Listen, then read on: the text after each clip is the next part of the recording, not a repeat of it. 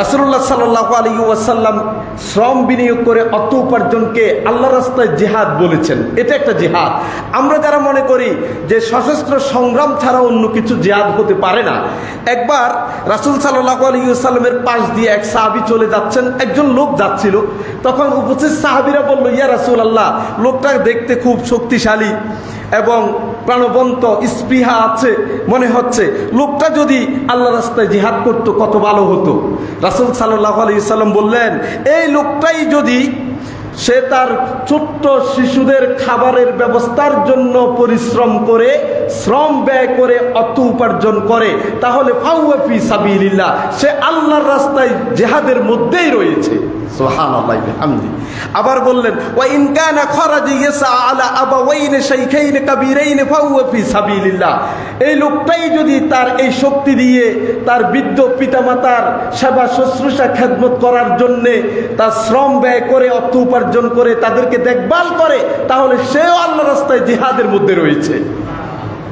Wine খারাজা ইয়াসা আলা নাফসিহি ইউইফাহা ফাহুয়া ফি সাবিলিল্লাহ, এই লোকটা যদি তার নিজের এই শক্তি ব্যয় করে অর্থ উপার্জন করে নিজেকে অপরাধ থেকে বাঁচিয়ে রাখে, নিজের জীবিকা নির্বাহ করে, তাহলে তোমরা মনে রেখো ফাহুয়া ফি সাবিলিল্লাহ, আল্লাহর রাস্তায় জিহাদের মধ্যেই সে রয়েছে।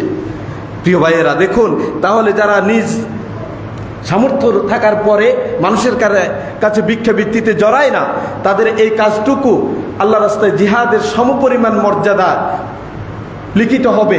কারণ কি, আপনি ভাববেন তাহলে তো জিহাদ না করলেই চলে। দুই জিনিস, যেমন আমরা বলি কোরআনুল কারীম যদি আপনি পুরোটা পাঠ করেন তার মর্যাদা সওয়াব আছে, কিন্তু কেউ যদি সূরা ইখলাস 3 বার পড়ে তাহলে তো কোরআন এক খতম করার সওয়াব পাওয়া যাবে। হাদিসটা তো বিশুদ্ধ।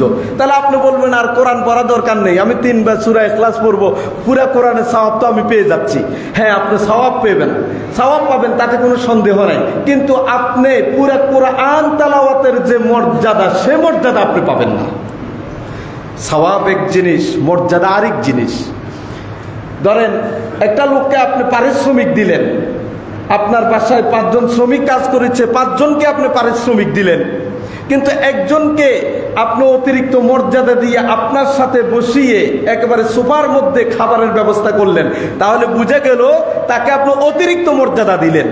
অনুরূপভাবে আল্লাহ রাস্তায় জিহাদ, এই সওয়াব আপনি অন্য যে 3টি কাজের কথা বললাম এর মাধ্যমে পেতে পারেন, কিন্তু প্রকৃত মুজাহিদের যে মর্যাদা, সে মর্যাদা আপনি পাবেন না।